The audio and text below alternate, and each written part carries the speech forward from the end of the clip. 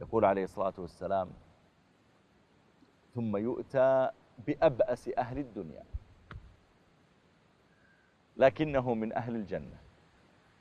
تخيل شخصا بائسا في الدنيا، يطلع من مشكلة يدخل في مشكلة، يخلص من كربة يدخل في كربة ثانية، تنتهي الكربة من تبدأ في ولده، تنتهي من ولده تبدأ في زوجته، مشاكل اجتماعية واقتصادية وأمنية، وما بين مشاكل فوق رأسه دائما، وأمراض وكربات وفقر وتشريد وسجن وترقل في البلدان. أبأس واحد في الدنيا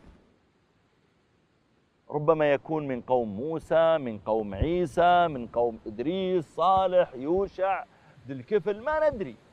رجل في الدنيا من آدم عليه السلام إلى قيام الساعة يختار أبأس واحد، لكنه من أهل الجنة. قال عليه الصلاة والسلام: فيغمس في الجنة غمسة ثم يقال له: يا عبدي هل مر بك بؤس قط؟ هل رأيت شدة قط؟ فيقول: لا يا ربي وعزتك، ما مر بي بؤس قط ولا ذقت شدة قط.